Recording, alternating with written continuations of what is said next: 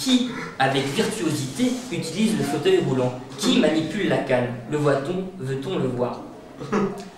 Ainsi, le corps handicapé devient-il le corps objet? À ce sujet, j'ai une petite anecdote entre moi et Stéphane. Quand on était à l'université de Metz, je me souviens d'un professeur d'ethnologie qui s'appelle Richard Loger, qui avait donné un surnom à Stéphane et qu'il appelait le philosophe à roulettes. Pour dire à quel point, justement, on va stigmatiser le fauteuil roulant. Oui, mais bon, l'histoire du philosophe à roulettes, c'est l'histoire de la philosophie. C'est l'histoire de la philosophie à Metz. Donc, on ne rentrera pas dans les détails. On peut l'observer assez nettement, le handicap amène à une remodélisation du corps, une réévaluation corporelle autre que celui du corps valide, qui implique une approche différente de l'accès aux besoins primaires. Dans le corps handicapé, il se loge une impossibilité physique qui traduit paradoxalement un vouloir-faire supérieur à des corps valides, qui tentent bien trop souvent de les conforter dans cette non-possibilité corporelle au lieu de les pousser à se dépasser. La solidarité technique renvoie ainsi à la défaillance de la solidarité sociale, nous rappelle Jean Baudrillard. Une organisation mécanique est souvent le substitut temporaire et coûteux d'une organisation sociale effective ou d'une adaptation biologique saine. Les machines ont en quelque sorte sanctionné l'inefficacité sociale. Dans notre civilisation, la machine, loin d'être le signe de la puissance et de l'ordre humain, indique souvent l'inaptitude et la paralysie sociale. On le voit assez souvent aujourd'hui, les ressources corporelles sont complètement écartées de la quotidienneté des gens. On utilise plus aisément sa voiture que ses pieds.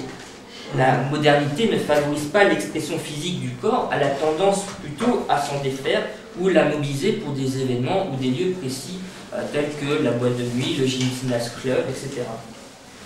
Disons plus simplement que le corps n'est plus d'usage spontané et naturel. Il est clair que si je dois aller faire mes courses, je privilégierai ma voiture plutôt que mes jambes. Ainsi s'inscrit les mœurs. Il est préférable de ne pas se fatiguer et d'éviter l'épuisement physique. On le sait, on veut se fatiguer de moins en moins, on veut faire un usage du corps réduit au plus simple, au moins expressif, car qui dit expression corporelle dit aussi fatigue musculaire. Et ça, apparemment, ça gêne beaucoup de gens.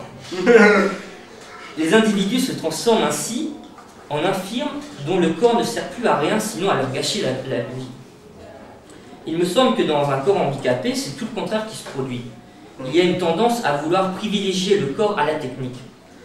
La technique, c'est bien, cela peut favoriser la mobilité, mais sentir ses jambes, ses pieds et son corps qui bouge, qui marche, qui court, c'est tout de même plus intense et vivant. Le corps handicapé le sait.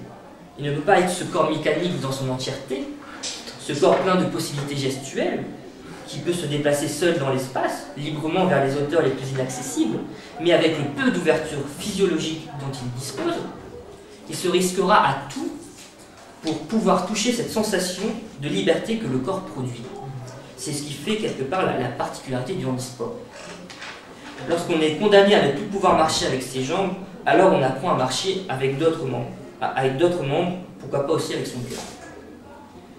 La technique, c'est ce qui va permettre au corps handicapé de pallier à ses défaillances, à ses manquements. Mais c'est surtout ce qui va permettre aussi d'appuyer, de renforcer les membres valides.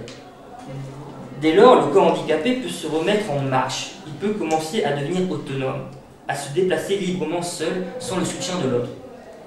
Mais la réalité sociale va bientôt rattraper le corps handicapé. Certes, le fauteuil électrique permet de se déplacer librement, mais face à un espace social non adapté, il ne peut pour l'instant rien faire. Aujourd'hui, le corps handicapé est le prisonnier de l'espace social. On remarquera par exemple qu'il existe toujours une réelle difficulté à se faire une place dans la ville. Mais la circulation grandissante, l'encombrement de l'espace amène les voitures à envahir le trottoir, à s'y garer, à prendre possession des petites places. Ils deviennent impraticables ou pénibles, contraignant le passant à emprunter la rue ou à se livrer à des contorsions pour passer. Mais lorsque le passant est dans l'incapacité moteur d'effectuer ces contorsions, ou de passer par-dessus le véhicule, il se retrouve alors coincé. Il ne peut plus avancer. La frustration est là, irrémédiable. La solidarité technique est certes intéressante en ce qui concerne le prolongement artificiel du corps, mais à quoi cela sert-il si cela devient impraticable dans la réalité? On a progressé dans les possibilités de déplacement du corps handicapé, mais en ce qui concerne l'accessibilité, on a tendance à régresser, rien que par le fait de l'encombrement des voitures sur les trottoirs. Cette ville-là manque de corps, ou plutôt elle fait du corps un outil encombrant, pénible, dont on se passerait bien. Les voitures bloquent le déplacement du corps handicapé et le peu d'accès qu'il connaît. Pour conclure, je dirais que le discours social tend à vouloir normaliser le corps handicapé, c'est-à-dire à faire en sorte que l'on reconnaisse le corps handicapé comme égalitaire au corps valide, notamment sur le plan professionnel. C'est ce qu'on essaie de faire. C'est toujours rien. Il est juste de vouloir une telle égalité à condition de ne pas tomber dans l'occultisme du handicap.